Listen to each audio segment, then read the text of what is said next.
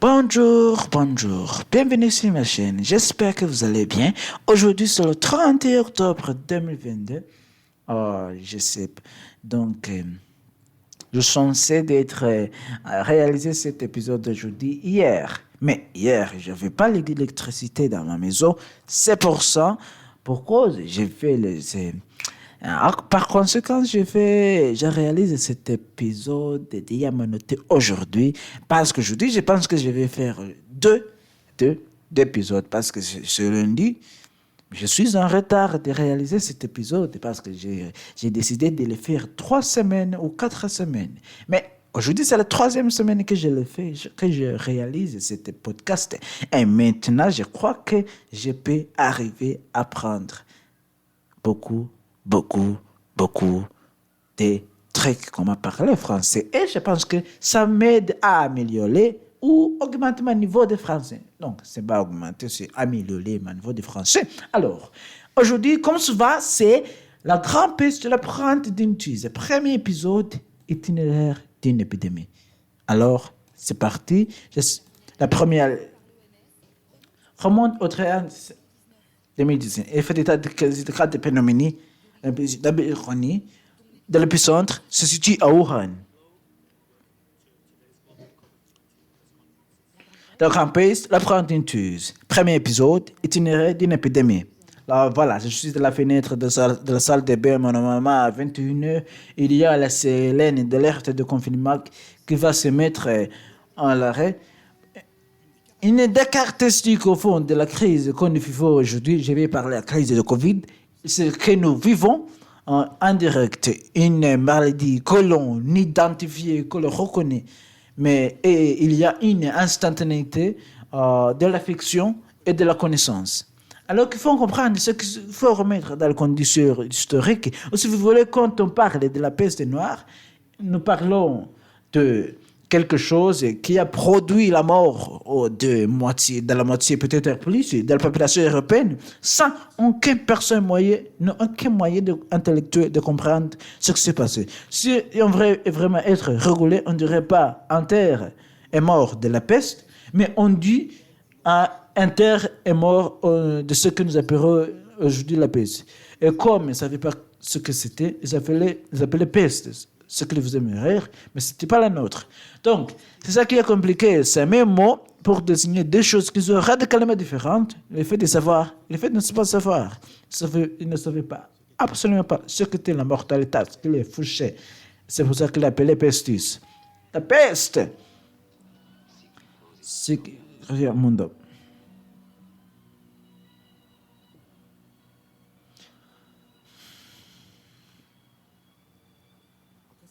Après sa quarantaine dans le pays d'Orient, un homme incapable de tartare sarrasin fut une mystérieuse maladie qui entraîna la mort subite. Pendant longtemps, il parlait de pestilence, d'épidémie, de mortalité, de maladie de bosse, populairement de peste universelle. Et parfois, il disait grande mortalité, qu'elle a pris montré, c'est bien elle, la grande peste du XIVe siècle, celle qu'on appelait plus tard la peste noire, mais je ne sais pas ce que la grande peste c'est moi. Les hommes et ma femme étaient stupéfaits. Ils tombaient comme des mouches. Et c'est cette histoire que je vais vous raconter parce que ce qui se passe aujourd'hui, je vais le comprendre. Pour commencer, j'ai beaucoup voyagé. Je suis venu d'Asie et mon passage, c'était n'est pas passé inaperçu. Une colonie orientale est fréquentée par le Marseille hors des Tartares. Et Marseille quartier est aussi tertiaire que nous sommes fiers à Kafa. Une colonie fondée par les Génois. Mon Dieu, si vous avez vu comment les Rastata a payé une soudain la ville de Kafa et ont piégé les chrétiens. Mais voici qu'un jour, toute l'armée fut touchée par les maladies qui a gagné les Tartares. On a tué des milliers chaque jour. J'ai un oiseau, on est là, à bord de l'eau, on voit un gars paquebot rouge qui s'en va. Junior Eugène Davis. Il enseigne à Aix, il a fait une carte de chemin de la paix, c'est pour ça qu'on va aller voir. Est-ce qu'on nous dit on est nous sommes à l'entrée de Ville pour Marseille, on est de ligne médiévale de Marseille, nous sommes Saint-Jean, vaste de tout le pays de Marseille, qui était situé à la mer de la ville. Alors, le port Marseille, au milieu du XIVe siècle, était encore un port important, même s'il a décliné très intégré.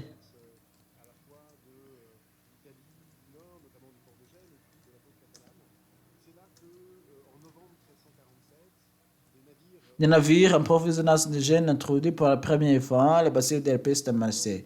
Alors, le bacille a suivi les itinéraires de navires génois depuis de grands comptoirs génois de Caffa en Crimée via les comptoirs et via en face de Constantinople, puis via Messine jusqu'au port de Gênes et ensuite dans tous les ports avec lesquels je n'en étais pas à Marseille. C'est un comme si des fois pour frapper et écraser l'arrogance des Tartares. Il mourrait dès que le signe de maladie apparaissait sur le corps, gonflement de laine suivi d'une fièvre plus dure. Les Tartares mourants, abasois stupéfaits par ce désastre provoqué par les maladies, vers le siège. Mais avant, ils ordonnaient que les cadavres soient placés dans des catapultes et lancés dans la ville, pour étourer tout le monde intérieur. Des montagnes de morts ont été jetées dans la ville. Et les quartiers ne pouvaient ni se cacher, ni fuir, ni s'échapper. Voilà. Aucune chance de l'échapper, des morts par milliers, des centaines de spectaculaires. Je suis pas passé dans la mémoire. Le cabinet de présents que dans la quarantaine de Montenay à l'époque a fasciné l'histoire des réunions mythologiques. Au départ, c'était simple. Au départ, cette maladie s'est racontée à hauteur d'hommes. Les femmes et les hommes qui en étaient les victimes. Alors lui, c'est pas très chaud. Dans Médiévis, c'est la spécialité de la ville. On a été élevé par ce but, les donne encore au reste de France. C'est comme c'était avec les personnes. Une année de sièges, des cafards, des catapultes, empoisonnés, des bateaux, des commissariats, des colonies, envoyés arriver. Des bateaux, d'où là-dessus. Je me dis cette histoire des bateaux de où là-dessus. On a cité des témoignages uniques du siège de Caffa. Ce n'est pas vraiment un des témoignages, ce n'est pas un témoin de la scène qui raconte. C'est une reconstitution poétique par quelqu'un qui est très loin du théâtre des opérations, il y a un notaire de présence qui cherche ou qui veut exprimer par ce qu'il sait, c'est que vient des bateaux sous des raisons commerciaux génois à Merlanois. Ce qui est très probable aussi. Et bientôt, les cadavres ne pouvaient suivre l'air. Et empoisonné évidemment, non. Et la puanteur est écrasante qu'à peine ancien plusieurs de mesures de vie, ce qui reste de la mer Tartare. De plus, un homme infecté peut infecter des personnes liées par le cerf-le-gare. Je ne dis pas que ça n'a pas existé, le siège de Caffa, en part les troupes mongoles. Je dis que, comme souvent en histoire, c'est la trace d'une intrigue qui va nous conduire à peut-être autre chose. Les Mongols, ils sont porteurs dans l'imaginaire occidental d'une frayeur, guerrière et apocalyptique. Donc, quand ils sont à Paris, dans les années 1220, au bord du monde, eh bien, ils ont été immédiatement assimilés à Gog et Magog, qui allaient ouvrir les portes d'enfer, de reine d'enfer, et se déverser sur l'Occident. Donc, le Mongol, c'est le nom du peuple d'Apocalypse qui va précipiter la fin des temps. C'est la peste. Donc, ce qui s'est fait depuis le XIIIe siècle, c'est mongol. Donc, peste vient de mongol. Donc, de certaines manières, n'est pas un reportage, ce qui est lié au Caffa, mais nous documente sur l'effroi que dans l'Italie, cette maladie est nouvelle et on connaît suicide. Alors, le bout de la peste, c'est la fois des Mongols et les routes des marchands qui profitent de l'un des protections. Des marchands, tout nationaux, marchands de toute partie du monde au Moyen-Âge.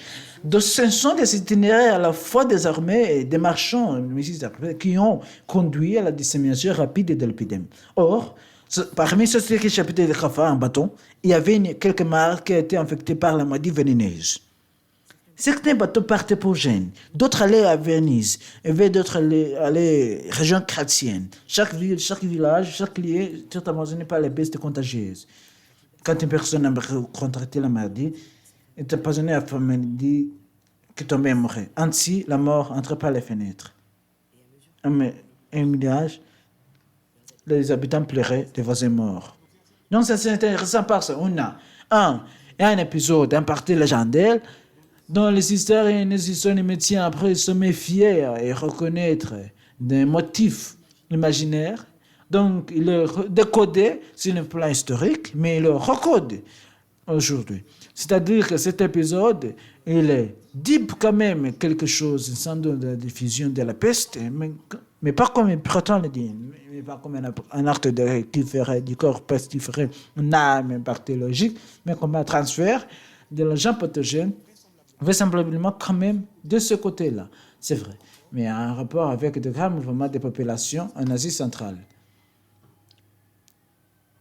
Donc, Kaffa effectivement joue un rôle très important dans la dispersion de la peste à partir de 1345. On peut remonter un peu plus loin dans le temps et surtout remonter la piste dans l'espace vers les foyers de la pandémie de peste au milieu du XIVe siècle. On sait déjà que l'année précédente, en 1346, les grandes villes de Belgrade, qui sont les grandes villes des très grands royaumes mongols qu'on appelle Ardodol, dans la capitale notamment celle-là, mais aussi la ville d'Astrakhan, sont ravagées par la peste en 1346. On peut trouver un jaloux entre-guerres dans une oasis aussi de l'arc Balahach, de l'île de l'Issyk-Kul, ou des cimetières monastiques, des communautés monastiques chrétiennes historiennes ont été étudiées à la fin du XIXe siècle par les archéologues russes, mis en évidence aussi une mortalité dans ces communautés historiennes autour des années 1348-1349. Souvent, on m'a fait le gramme, mais ce n'est pas vrai dans un sens.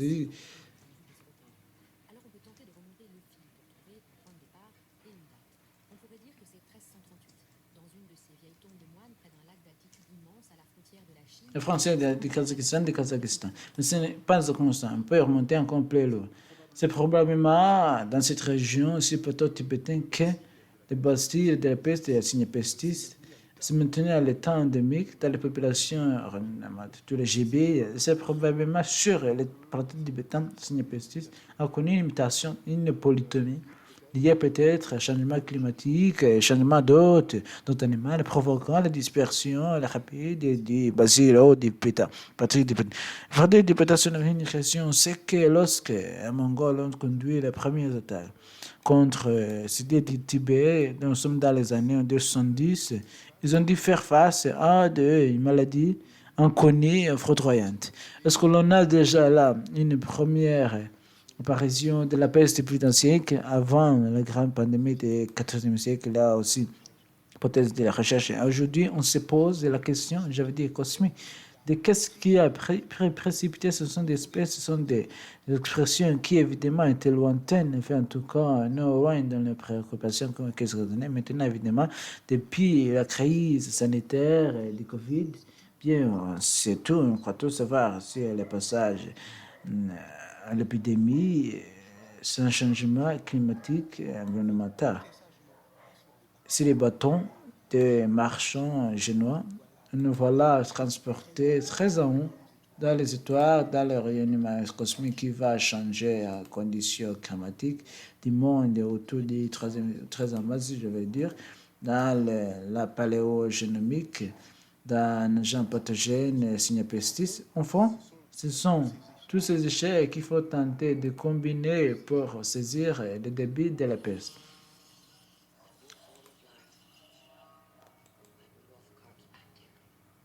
La dite mortalité du temps commença chez un fidèle, puis monte en Italie, puis à travers monte à Ravignan, puis il fait par quelques gens de seigneurs cardinaux, et il releva toutes les familles, puis par la Gascogne et l'Espagne, petit à petit, de village à village, de rue en rue, jusqu'en Allemagne. Mais le touchant, moi que nous, Jean de Venette,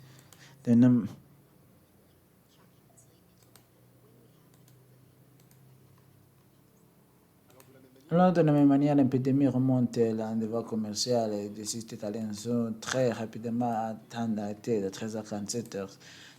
Connexion de l'intensité de ces gens qui les lient entraîne.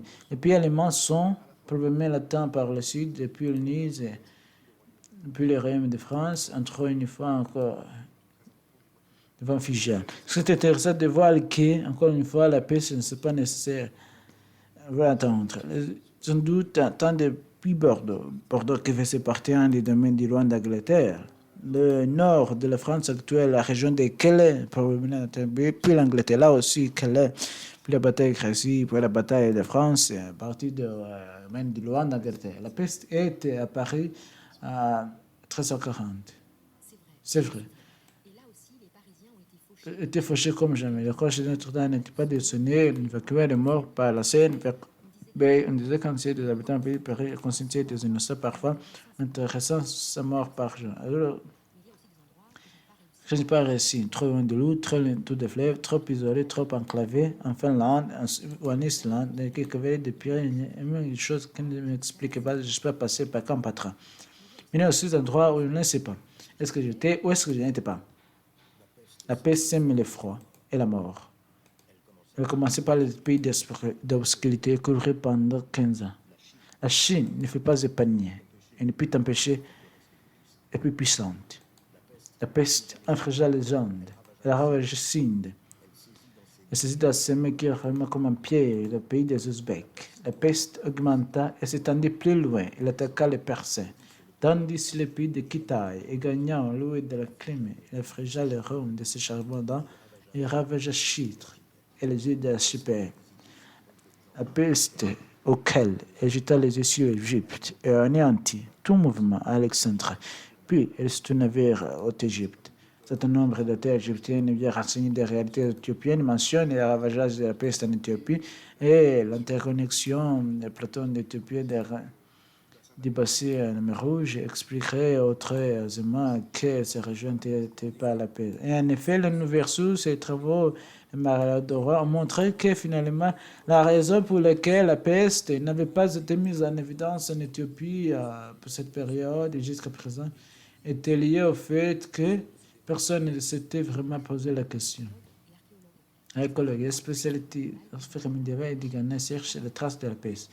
Et les cas éthiopiens, les cas, je crois, non seulement parce qu'il existe les sources écrites, mais parce qu'on voit également que l'arrivée de la peste coïncide avec l'adoption de nouveaux sangs dans l'église éthiopienne, et notamment des sangs pestés qui sont connus en Europe, ils viennent de l'Italie plus particulièrement, ils sont importés en Éthiopie à cette période pour lutter contre la maladie. Donc, dans un effort de spiritualité pour résister à cette maladie.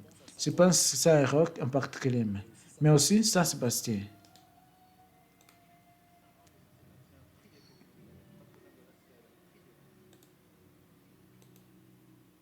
En revanche, l'Afrique au sud du Sahara, une telle de connaissances ne sont pas été atteintes par la peste, alors même que, puis c'était sahélienne, des boucs du Niger, on sait qu'elles sont régulièrement en relation avec les grands centres urbains d'Afrique du Nord et surtout avec la capitale à cette époque qui est même ravagée par la peste. Est-ce que nous avons là une exception liée au climat, liée peut-être à des différences écologiques liées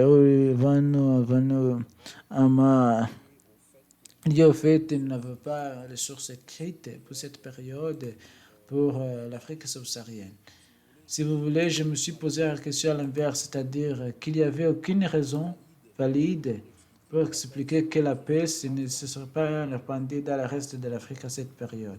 Je me déduis que la maladie avait peut-être impacté l'Afrique subsaharienne, mais qu'en effet, on avait un problème d'invisibilité de cette crise liée à ce traditionnel et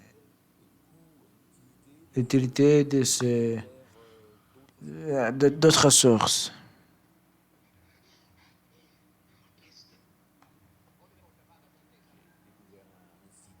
Un site archéologique au Ghana, qui est un site bien particulier, ce sont des villages entourés de fossés. Et on travaillait sur ce site, s'appelle Klokloa, dans le sud du Ghana.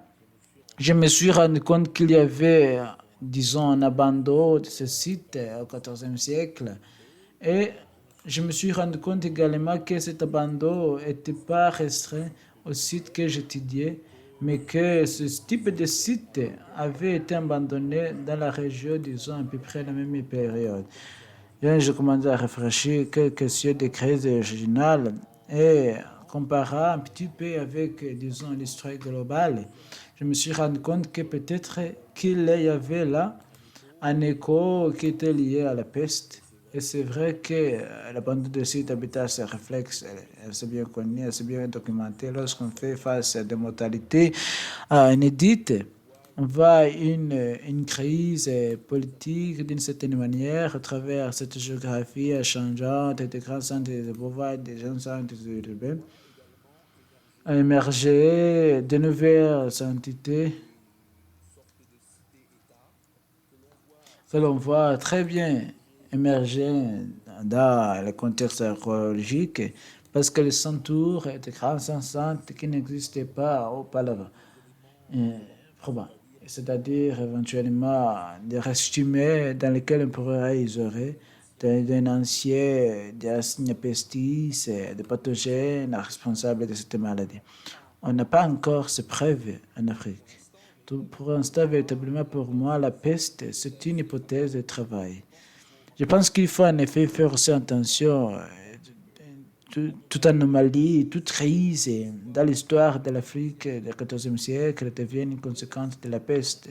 Maintenant, pour ma part, je ne voudrais pas me priver de cette hypothèse de travail parce que, une fois plus, il convient assez bien à ce que j'observe sur le terrain et je pense tout particulièrement aux bronzes qui ont été trouvés sur le site d'Ile-Ife, qui sont donc des objets qui sont très précieux à cette époque, qui sont cachés par les gens qui partent de cette ville avec l'espoir sans doute de revenir, qui ne revient jamais.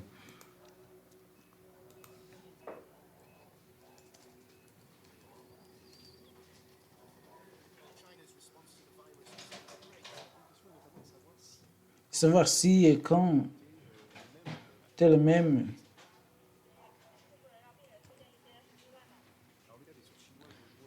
agent, c'est-à-dire que il s'agit que de mentions génériques d'épidémie. Et là, la source écrite ne dit pas l'argument suffisant pour conclure à une diffusion effective de la pandémie de peste en Chine dans ces années 1340. Et donc ici, une énigme, sachant qu'on sait par ailleurs que la Chine connaît des bouleversements sociaux et politiques graves à partir du début de cette candidat Mongolie, il n'est pas non plus exclu que ces bouleversements soient liés à des stabilisations entraînées par la peste. C'est que parfois, je n'ai pas réussi de tracer, il n'y a rien d'écrit à mon sujet.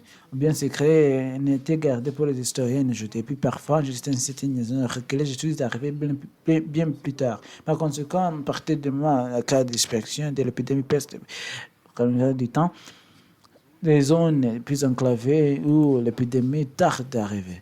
C'est le cas notamment des pays russes et des grandes villes russes qui nous semblent arrêter à attendre assez tardivement, un peu qu'il fait partie du domaine de la Rôde d'Or qui sont soumises au Royaume-Uni, pensez, soit attente de 1346, le premier mentionne la date de 1341, puis Moscou, Kiev, 1343, enclavement suivi dans les réseaux commerciaux du temps. 359.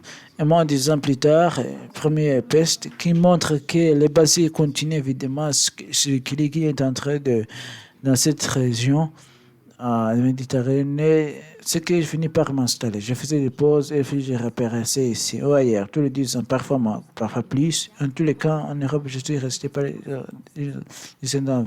Maintenant, a duré 400 ans. Ce qui a marqué durablement, ce qui a traumatisé les populations et les mémoires, c'est la mort en masse. Une mort infatigable qui a tué peut-être un tiers de l'humanité. Mais comment compter?